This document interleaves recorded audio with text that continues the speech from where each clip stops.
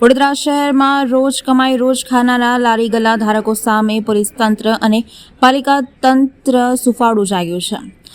અસામાજિક તત્વોને અંકુશમાં રાખી શકનાર પોલીસ લારી ગલ્લા ધારકો સામે કાર્યવાહી કરી રહી છે। વડોદરામાં સ્ટ્રીટ વેન્ડર પોલિસીનું અમલીકરણ થતું નથી ત્યારે આત્મનિર્ભર લારી ગલ્લા ચાલકોની રોજીરોટી છીનવાઈ રહી છે। ગઈકાલે નરેન્દ્ર રાવત સહિત લારી ગલ્લા ધારકોના સંગઠનો દ્વારા મ્યુનિસિપલ કોર્પોરેશનમાં આવેદનપત્ર આપી રજૂઆત કરવામાં આવી હતી, જ્યારે આજે કલેક્ટર કચેરીના માધ્યમથી સીએમને આવેદનપત્ર પાઠવ્યું છે।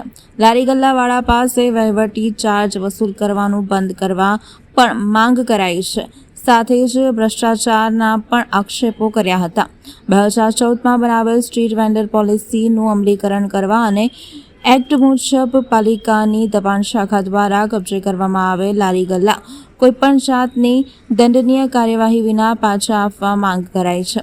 સાથે જ દબાણ શાખાની કાર્યવાહી તાત્કાલિક બંધ કરવાની માંગ કરવામાં આવી છે। આપ જાણો છો કે વડોદરા શહેરમાં લગભગ 55,000 થી 60,000 લારી ગલ્લાવાળાઓને રોજગારીથી વંચિત કરી કોર્પોરેશને લારીઓ પોલીસ દ્વારા ઉઠાવી દેવડાવવામાં આવી, જેના કારણે લગભગ 4 લાખ લોકો જે રોજનું રોજ રડતા હોય એ લોકો ગેર રોજગારી વગર બેઠા છે। એ બાબતે આજે અમે મુખ્યમંત્રીને આવેદનપત્ર આપ્યું છે અને તાત્કાલિક સ્ટ્રીટ વેન્ડર એક્ટ એટલે જે ધંધો રોજગાર માટે લારી ગલ્લાવાળાઓને કેન્દ્ર સરકારે 2014ની અંદર જે બંધારણીય અધિકાર આપ્યો છે એનો અમલ કરવામાં આવતો નથી। છેલ્લા 10 વર્ષથી કોર્પોરેશનની ભારતીય જનતા પાર્ટીના શાસકો આ ગરીબ લારી ગલ્લાવાળાઓને ખોટી રીતે હેરાન કરી હપ્તા કરી અને કરોડો રૂપિયા કમાઈ રહ્યા છે।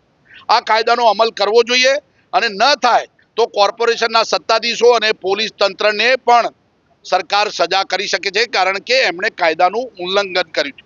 અને આ બાબતે અમે લેખિતમાં મુખ્યમંત્રીને રજૂઆત કરી પોલીસ તંત્ર અને કમિશનરને તાત્કાલિક તાકીદ કરવામાં આવે કે આ તમામ લારી ગલ્લાવાળાઓને વિના મૂલ્યે અહીંયા ફરીથી લારીઓ મૂકવા દેવામાં આવે અને ધંધો રોજગાર કરી સ્ટ્રીટ વેન્ડર એક્ટનો અમલ કરવામાં આવે।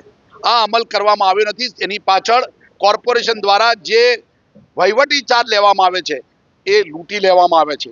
કોર્પોરેશનના અધિકારીઓ, ભારતીય જનતા પાર્ટીના નેતાઓ અને પોલીસ દ્વારા આ હપ્તાઓ ઉઘરાવી પોતાના ઘરે કરી લગભગ 100 કરોડ રૂપિયા આ ગરીબ લારી ગલ્લાવાળાઓ પાસેથી ઉઘરાઈ લે છે અને કોર્પોરેશનની અંદર ફક્ત 4 કરોડ રૂપિયા જમા કરવામાં આવે છે। આ કૌભાંડ બી અમે બહાર પાડ્યું છે। એટલે આ બાબતે તાત્કાલિક પગલાં લેવાય, ધંધો રોજગાર આપવા માટે આ લોકોનો અધિકાર છે અને એ સરકારે ધ્યાન રાખવું જોઈએ। એ બાબતે અમે રજૂઆત કરી।